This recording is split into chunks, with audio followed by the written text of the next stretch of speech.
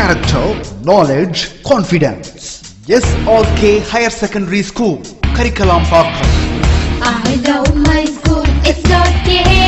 Best of the best is SRK. Bright future means SRK. Quality education, SRK.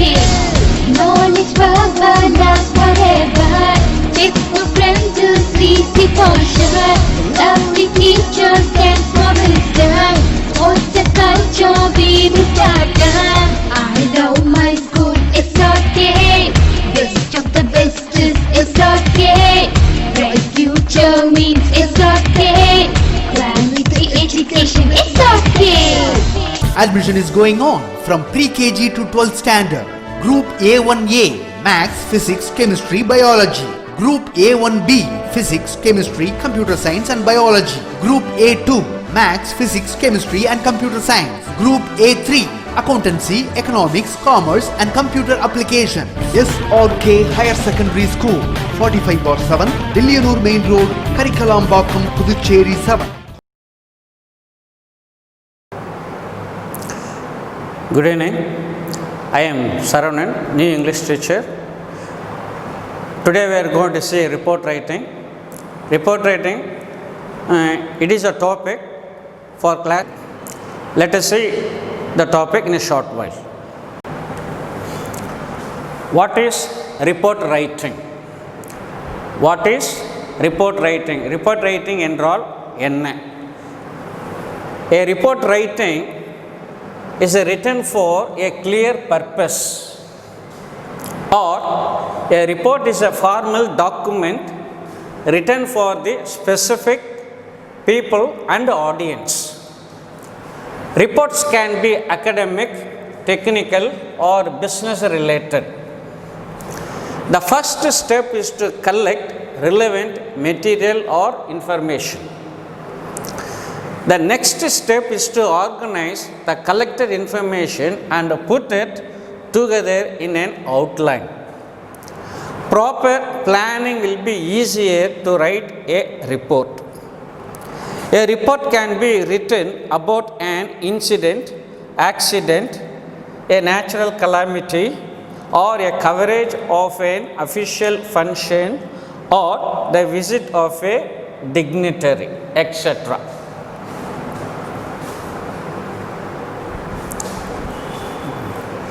These are all some ideas have been given about a report writing. A general information about how to write a report or how to collect the data for writing a report. Let us see in detail. A report is written for the clear purpose. Report writing என்றால் தமிழில் அறிக்கை எழுதுதல். அறிக்கை எழுதுதல் என்றால் ஒரு நிகழ்ச்சியோ அல்லது ஒரு தொழில் சம்பந்தமாகவோ அல்லது வியாபாரம் தொடர்புடையதாகவோ இருத்தல் அவசியம். முதலில் அறிக்கை எழுதுவது என்றால் எந்த தலைப்பை பற்றி நாம் அறிக்கை எழுதுகிறோமோ அந்த தலைப்பை பற்றிய தகவல்கள் முதலில் திரட்டப்பட வேண்டும். அவ்வாறு திரட்டப்பட்ட தகவல்கள் அனைத்தையும் ஒழுங்கான முறையில் ஆர்கனைஸ் அந்த தகவல்கள் ஒன்றுக்கும் தொடர்புடையதாக இருத்தல் அவசியம்.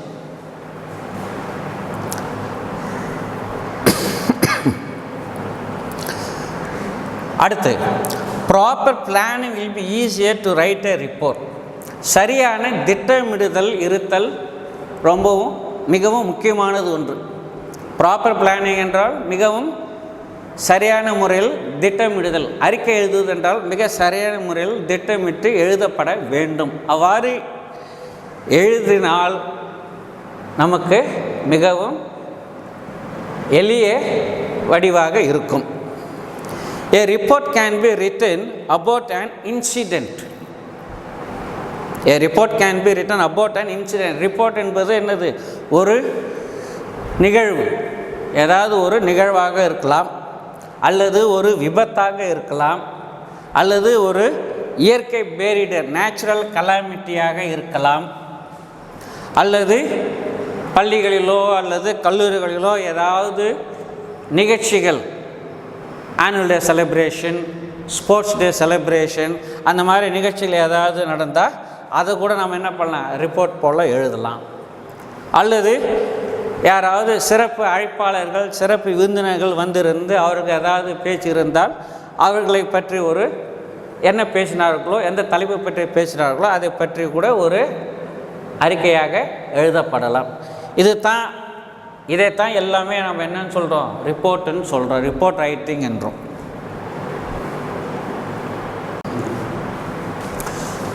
அடுத்து இப்போ நம்ம என்ன பார்க்க போகிறோன்றது பாருங்கள். While collecting facts and writing a report, remember to check and include the following. அறிக்கை எழுதுதலில் என்னென்ன செய்யணும், என்னென்ன ஃபேக்ட்ஸை கலெக்ட் பண்ணணும், அதை எப்படி எழுதணும், அது எந்த அடிப்படையில் இருக்கணும் என்றதை இப்போ நம்ம ஒவ்வொன்றா ஒவ்வொரு பாயிண்ட்டை நம்ம பார்க்க போகிறோம். Correctness of a facts or accuracy should be ensured to avoid legal complications. நீங்கள் திரட்டப்பட்ட தகவல்கள் உண்மையானதாக இருத்தல் வேண்டும். உண்மையான தகவல் தான் நம்ம என்ன பண்ணணும், அறிக்கை எழுதலில் தரணும். உண்மையான தகவல் நம்ம என்ன பண்ணணும், சேகரிக்கணும். அதை சேகரித்து ஒழுங்கான முறையில் எழுதணும். கரெக்ட்னஸ் ஆஃப் எ ஃபேக்ட், செய்திகள் உண்மையாக இருத்தல் வேண்டும். அதுதான் கரெக்ட்னஸ் ஆஃப் ஃபேக்ட்ஸ்ன்றது. Or accuracy should be ensure, எழுதுறத தெளிவாக எழுதும். அறிக்கை என்பது மிக உண்மையானதாகவும் சரியான முறையில் எழுதவும் அவசியம். Be concise, factual and clear. Concise என்றால் சுருக்கமாகவும் இருக்கணும், தெளிவாகவும் இருக்கணும். அடுத்து ஃபேக்சுவல், உண்மை சம்பவமாக இருத்தல் வேண்டும். உண்மையான கருத்துக்கள் தான் இருக்கணும். அண்டு கிளியர், தெளிவான முறையில் இருத்தல் அவசியம். இது எல்லாமே மூணுமே என்னது, ரிப்போர்ட் ரைட்டிங்க்கு ரொம்ப முக்கியமானது. ரிப்போர்ட் ரைட்டிங்க்கு உண்மையான கருத்துக்கள் இருக்கணும். ரெண்டாவது, அதை சுருக்கமாக எழுதப்பட வேண்டும். மூன்றாவது, தெளிவாக இருத்தல் வேண்டும். இது மூன்றும் என்னது, முக்கியமானது, இன்றியமையாதது in report writing. Concise, factual and a clearness of data should be what, perfect while writing in report writing. அடுத்து, give the title and name of the reporter. அந்த ரிப்போர்ட் ரைட்டிங் ப்ரெசன்டேஷன் பண்ணும் பொழுது நம்ம எதை பற்றி நம்ம ரிப்போர்ட் கொடுக்குறோமோ, அறிக்கை எழுதுகிறோமோ, அதுக்கு உண்டான சரியான தலைப்பு, you have to give a suitable title. Give a suitable title for the report and don't forget to write the name of the reporter. அந்த அறிக்கை யார் எழுதுறா, முதல்ல டைட்டில் வரணும். அடுத்து அந்த டைட்டில் கீழே அந்த ரிப்போர்ட்டர் யார் ப்ரெசன்ட் பண்ணுறாங்க, யார் கொடுக்குறாங்க, அவருடைய பெயர் அங்கே வரணும். அதுதான் நேம் ஆஃப் த ரிப்போர்ட்டர். இது ரெண்டும் முக்கியம். டைட்டில் முதல்ல தலைப்பு கொடுக்கணும், அதுக்கப்புறம் நேம் ஆஃப் த ரிப்போர்ட்டர், அவருடைய பெயர் என்னவோ அந்த பெயர் அங்கே குறிப்பிடுதல் வேண்டும். அடுத்து, mention the place and date of event. அந்த நிகழ்ச்சி எந்த இடத்துல நடந்தது, எந்த பிளேஸில் நடந்தது,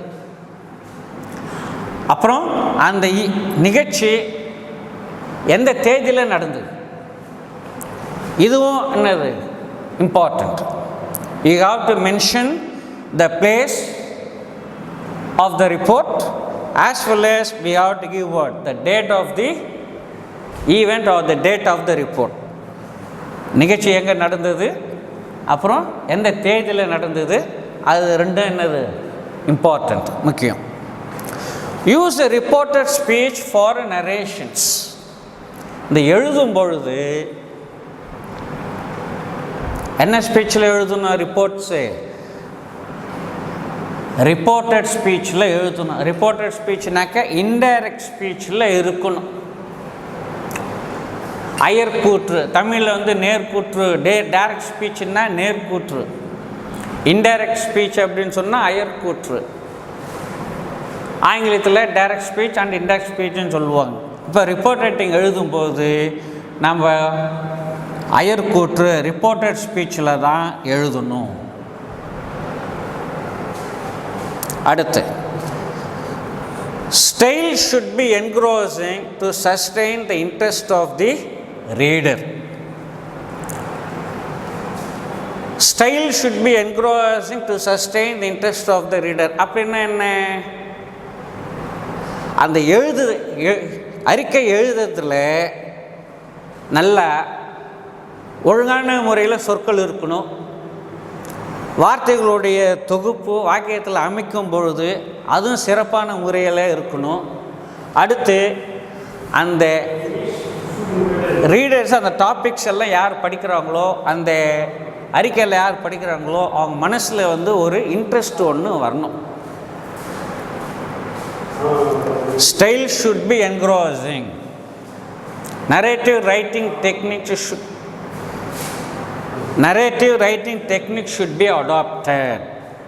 It should be followed. Style should be engrossing. Engrossing அப்படின்னு சொன்னாக்க அந்த அறிக்கை எழுதுதலை வந்து மேம்படுத்தி இருக்கணும். உங்களோட கருத்துக்களை வந்து மேம்படுத்தி இருக்கணும். அது படிக்கிறவங்களுக்கு ஒரு முழு ஆர்வத்தை உண்டாக்கணும்.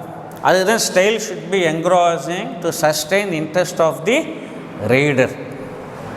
ஒரு நாவல்,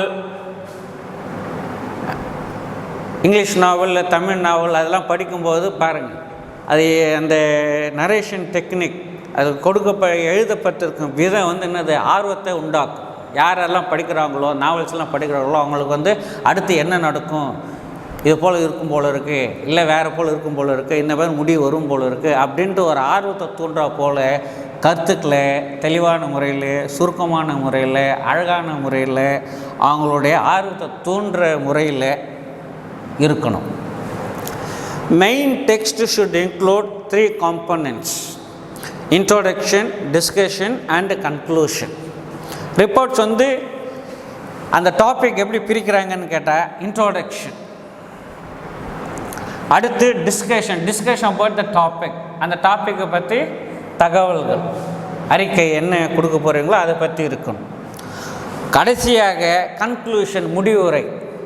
தொடக்க உரை, இது விளக்க உரை, கன்க்ளூஷன் முடிவுரை. முடிவுரை எப்படி இருக்கணும், அது உங்களுடைய முடிவு, அது ஆடியன்ஸுக்கு கன்வின்ஸ் பண்ணுற போல் இருக்கணும். Main text should include 3 components: introduction, discussion and conclusion. இன்ட்ரோடக்ஷன்னாக்கா தொடக்க உரை, டிஸ்கஷன் அப்படின்னு சொன்னாக்கா அந்த டாபிக் வந்து டீட்டெயிலாக நரேட் பண்ணுறாங்க இல்லையா, அது விளக்க உரை. அந்த நிகழ்ச்சியோஸ் அல்லது ஏதாவது ஒரு விபத்தோ இல்லை ஏதாவது ஒரு கலை நிகழ்ச்சியோ அதை பற்றி கொடுக்கும்போது அதை விளக்கமாக எடுத்து சொல்லணும்.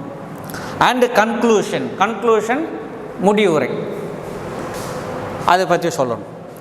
கடைசியாக use active voice to make a writing move smoothly and easily.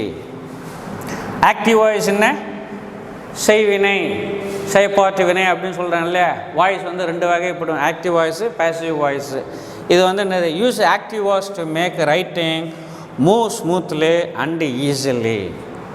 Active வாய்ஸில் ரிப்போர்ட்ஸ் எல்லாமே நம்ம என்ன பண்ணணும்? ப்ரெசன்டேஷன் பண்ணணும். நடந்த சம்பவத்தை இல்லை விளக்கப்படும் சம்பவத்தை ஆக்டிவ் வாய்ஸ் டென்ஸில் இருக்கணும். அது ஸ்மூத்தாகவும் எழுதி வச்சுருக்கணும், அதே சமயம் என்னது மற்றவங்களுக்கு புரிகிற போலையும் ஈஸியாக இருக்கும். இதுதான் வந்து ரிப்போர்ட் ரைட்டிங், அறிக்கை எழுதுதல் என்பது. இது 10வது மாணவர்களுக்கும் இது பொருந்தும், 11வது மாணவர்களுக்கும் இது பொருந்தும், 12ஆம் மாணவர்களுக்கும் இது பொருந்தும். இது வந்து கஷ்டமானது கிடையாது, ரொம்ப ஈஸியானது. பழகிட்டாக்க அதுக்கப்புறம் இன்னும் ஈஸியாக போயிடும், உங்களுக்கு எந்த சிரமமும் எதுவும் இருக்காது. இப்போ ஒரு மாடல் எக்ஸாம்பிள் பாருங்கள்.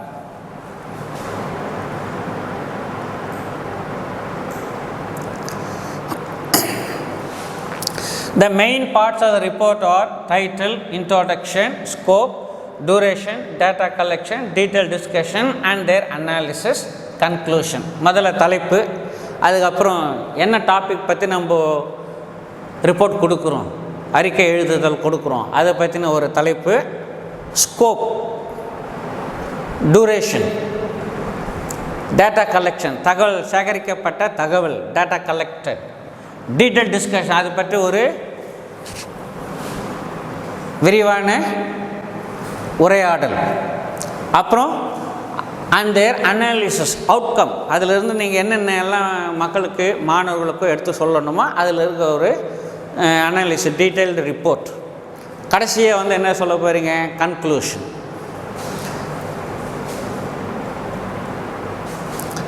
Report. Golden Jubilee celebration. Read the following report by Dinesh on 50th annual day celebration of his school. இதுதான் வந்து கொஸ்டின். இப்போ இந்த கொஸ்டினுக்கு ஆன்சர் எப்படி எழுதுறாங்கன்னு பாருங்கள். ஃபஸ்ட் என்னது, ரிப்போர்ட் அப்படின்ட்டு எழுதியாச்சு, கேபிட்டல் லெட்டர்ஸில் தான் இருக்கணும். அடுத்து அந்த டைட்டிலுக்கு உண்டான suitable report, golden jubilee celebration 50th சொல்லும்போது என்னது, கோல்டன் ஜூப்ளி செலிப்ரேஷன். இந்த ரிப்போர்ட் யார் ப்ரெசன்டேஷன் பண்ணுறா, தினேஷ், விஆர் தினேஷ் குமார், அவருடைய பெயர் கீழே. ஃபஸ்ட்டு ரிப்போர்ட் கொடுக்கணும், டைட்டில் ஆஃப் த ரிப்போர்ட் ரெண்டாவது கொடுக்கணும். அடுத்து who is giving the report, அவருடைய நேம் இங்கே கீழே இருக்கும். இதெல்லாம் கொடுத்துட்ட பிறகு டேட், எந்த டேட்டில் நீங்கள் அந்த ரிப்போர்ட் கொடுக்குறீங்க அந்த டேட் அங்கே எழுதணும். 11th August 2018 இங்கே இருக்குது. நீங்கள் எந்த டேட்டை ரிப்போர்ட் கொடுக்குறீங்களோ அந்த டேட் அங்கே இருக்கணும். இப்போ now we are going to see what the report, body of the report.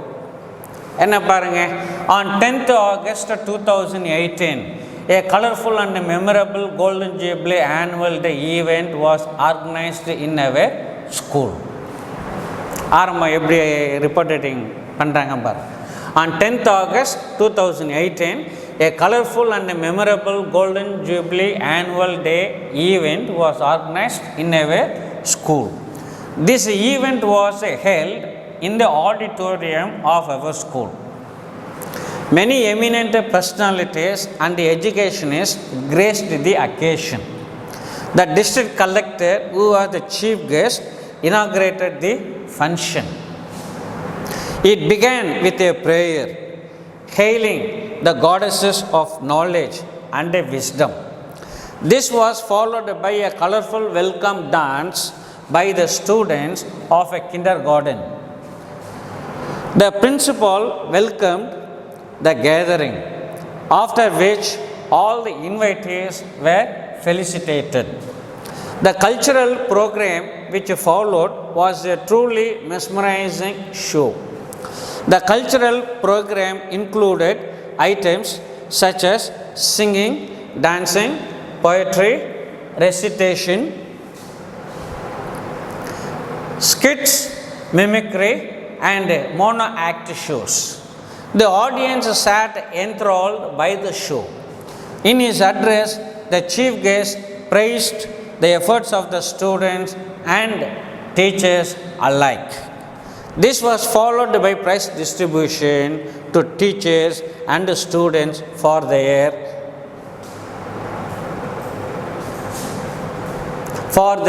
achievements.